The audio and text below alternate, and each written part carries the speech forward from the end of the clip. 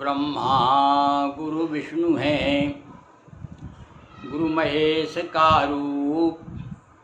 ऐसे गुरु को नमन है जो है ब्रह्म स्वरूप। गणपति गुरु हिम गिरिसुता, गोस्वामी गिरिजेश, सहित शारदा नर्मदा वाये हृदय प्रदेश। आदि शक्ति जगदम्ब के नाना रूप अनूप, भक्तों को वती भा रहे माँ तेरे नव रूप। अपने भक्तों के लिए भगवती जगत जननी दुर्गा नाना रूप धारण करके कृपा करती हैं। हम आज आपको तीसरे दिवस देवी भागवत पुराण की कुछ कथाएं लेकर फिर आ रहे हैं।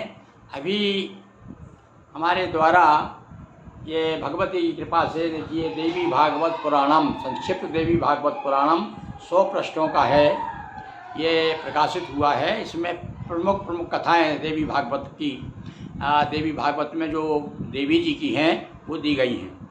आज देखिए किस प्रकार से भगवती की प्रेरणा से षष्ठी की रचना हुई और षष्ठी की रचना आदि शक्ति का क्या महत्व है, क्या भूमिका है, वह सुनिए आप। प्रलय काल में जल ही जलो, यत्र तत्र सर्वत्र, लेटा शिशु सट बट पत्र पर, तैर रहा था पत्र। प्रलय काल का एक दृश्य आपके सामने उपस्थित हो रहा है। चारों तरफ जल ही जल है, पूरा पृथ्वी मंडल डूब गया है जल में। और वहाँ बताया ये बट के पत्ते पर एक छोटा सा बच्चा तैर रहा है। वो नहीं डूबा भाई, बट पत्र जो है यानी बड़ का पत्ता जो है वो डूबा नहीं है। विष्णु स्वयं थे बालक रूपा, दृश्य वहाँ था परम अनूपा। और यहाँ भैया देखिए कथाकार कहते हैं कि इतना सुंदर दृश्य था, चारों तरफ जल ही जल है और एक बट वृक्ष के पत्ते पर एक बालक मुंह में अंगूठा चूसते हुए और निर्द्वंद निसंकोच बिना किसी तकलीफ के और लेटा हुआ है। सहसा लक्ष्मी के कर दर्शन, अचरज में थे पद्म विलोचन। अब तुरंत वहाँ क्या हुआ, लक्ष्मी जी के दर्शन हो गए। किनको? वो भगवान विष्णु को लेटे हुए थे वो बच्चे के रूप में। तो रतिमति कीर्ति स्मृति श्रद्धा, धति मेधा स्वाहा गति लज्जा, दृष्टि पुष्टि जम्भा तंद्रा, सुधा समाधुति सुधा क्षमाधुति एवं निद्रा। ये सब सखियाँ थी इनकी लक्ष्मी जी की। कितने नाम बताए हमने, कौन कौन सी? रति मति कीर्ति स्मृति श्रद्धा, धति मेधा स्वाहा लज्जा तुष्टि पुष्टि जम्भा तंद्रा निद्रा क्षुधा क्षमा। ये बहुत सारी साथ में अकेली लक्ष्मी नहीं थी, लक्ष्मी के साथ ये सब लोग थी। तो महालक्ष्मी संग थी सारी, बढ़ा रही थी शोभा न्यारी। और वहाँ क्या दर्शन किया हमारे पद्मलोचन ने, यानी भगवान विष्णु ने जो बालक के रूप में थे उन्होंने क्या देखा। यो सोचा हरि दे कौन कहाँ की, और बढ़ा रही है शोभा बाकी। भगवान सोच रहे हैं ये कौन है, कहाँ से आ गई हैं, और ये बट वृक्ष कहाँ से आया, मैं खुद कौन समझ ना पाया। और खुद अपने बारे में भी सोच रहे हैं भगवान विष्णु, जो शिशु के रूप में मैं कौन हूँ, कहाँ से आ गया, ये बड़का पत्ता कहाँ से आ गया है। लक्ष्मी कहा तभी मुस्का कर, चला पूर्व में भी ले चक्कर। अब लक्ष्मी ने बताया ये पहली बार नहीं हुआ है, ये अनेकों बार ऐसे ही दृश्य उपस्थित हुए हैं। तो मैं अवतरित हुए कई बारा, मैं भी सात्विक शक्ति सारा। और तुमने अनेकों बार तुमने अवतार लिए हैं। लक्ष्मी जी कह रही है भैया, स्वयं भगवान विष्णु से क्या कह रही हैं लक्ष्मी जी, अरे तुम तो कई बार तुमने भी अवतार लिया और मैं भी सात्विक रूप में तुम्हारे साथ में लक्ष्मी के रूप में रही। और तब नाभि से विधि उपजेंगे, फिर से राजस षष्ठी करेंगे।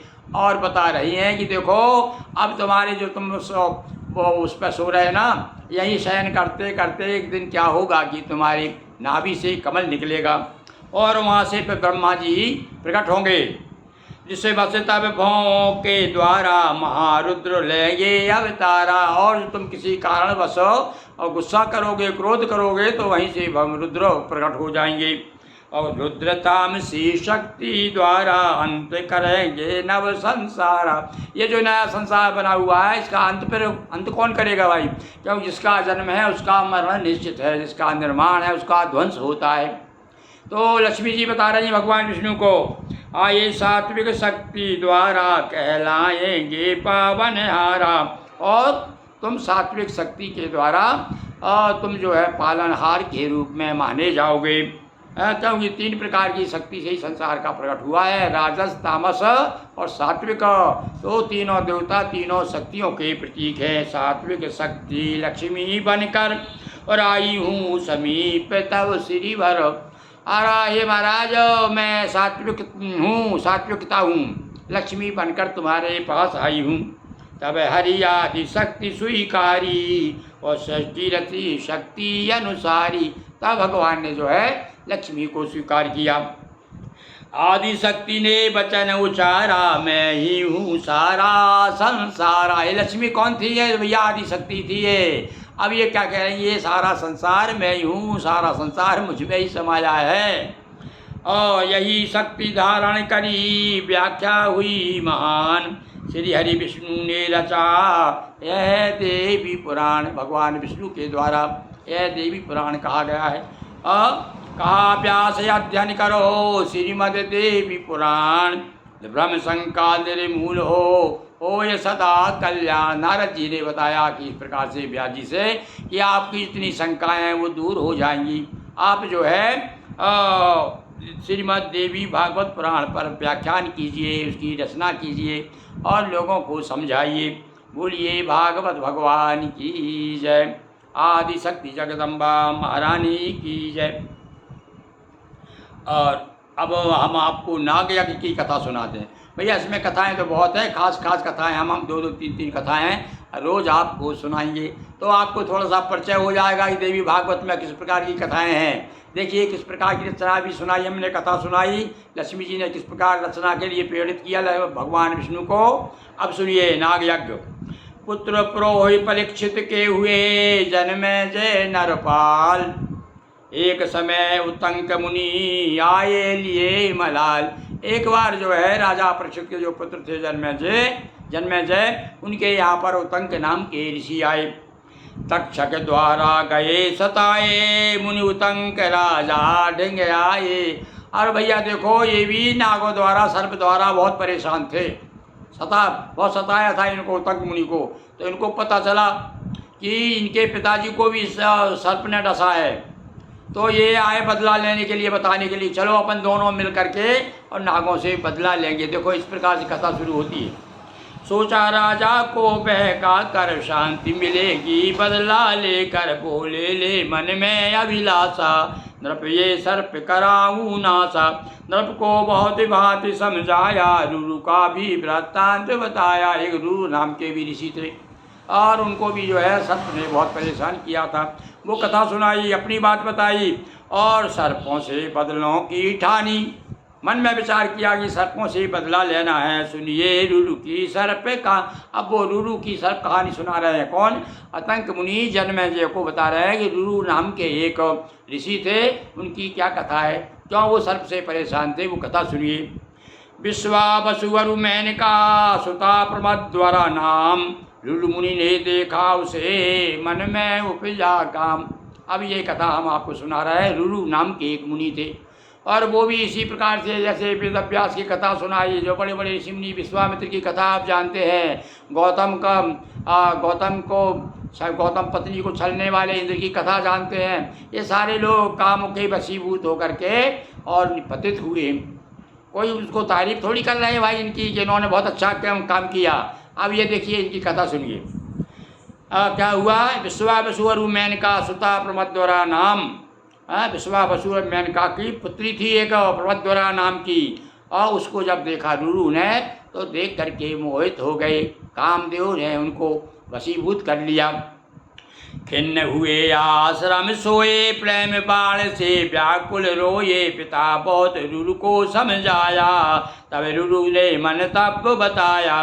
रुरु कहा मोर मन चाहा, प्रमद्वरा से करूं विवाह। घर आकर के खाट पाटी लेकर के सो गए। अरे उदास उदास रहने लगे।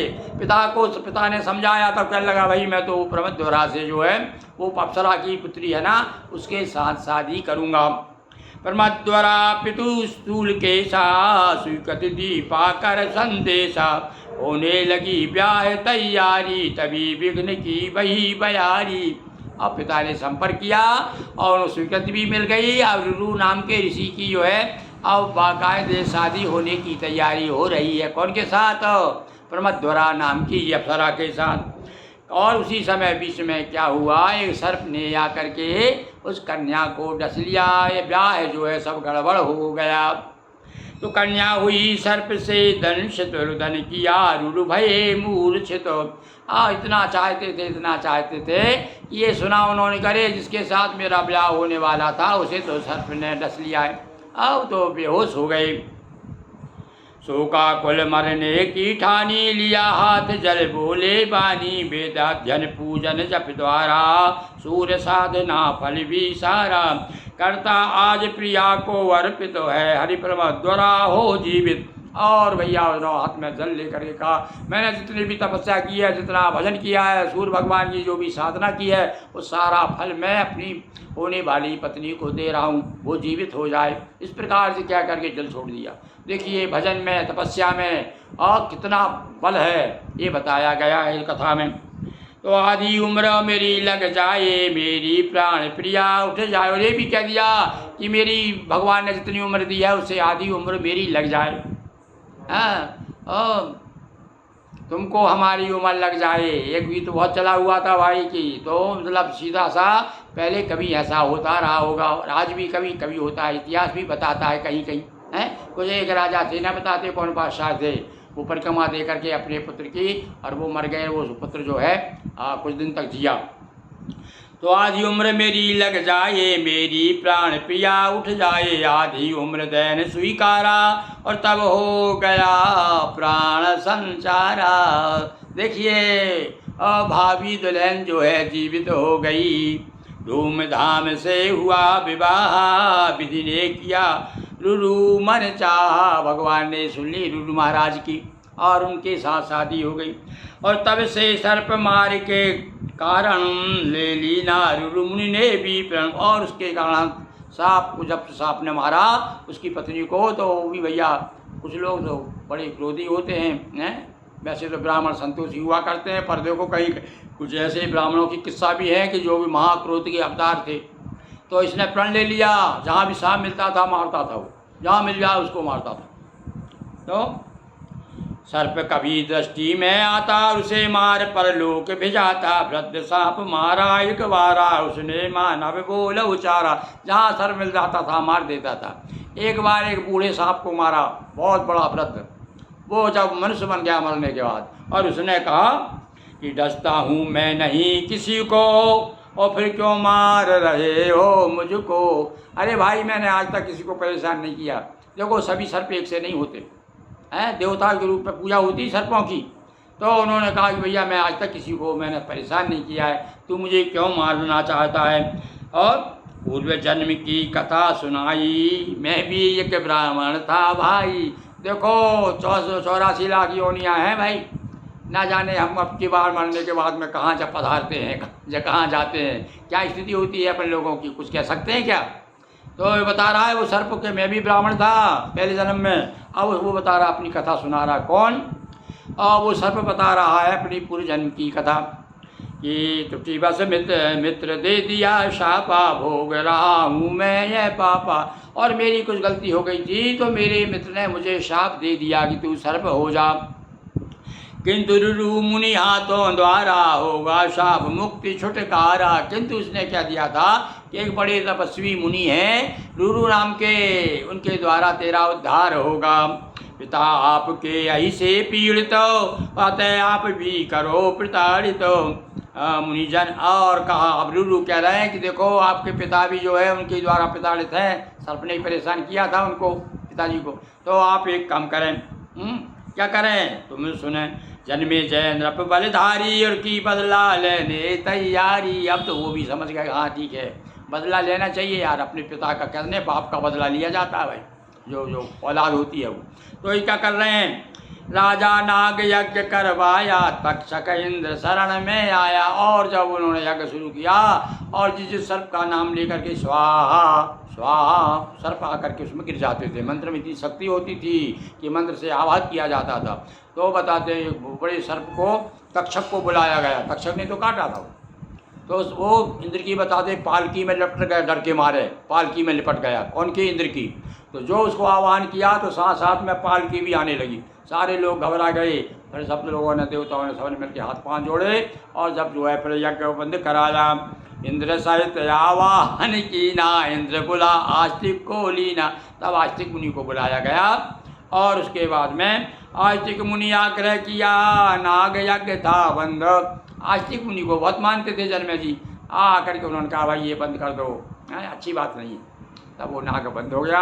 आज भी कहते हैं आस्तिक मुनि ने चूँकि नागों की रक्षा की थी तो उसके नाम लेने से सर्प परेशान नहीं करता।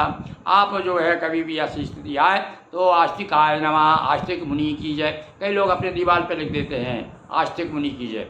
तो इस प्रकार से ऐसे आस्तिक ने, आस्तिक मुनि आग्रह किया, नाग यज्ञ भा बंद, देवी भागवत कथा हुई सुनी सभी सानंद। बोलिए देवी भागवत पुराण की जय, दुर्गा महारानी की जय, नर्मदा मैया की जय, अखिलेश्वर महादेव की जय। हर हर महादेव शंभो।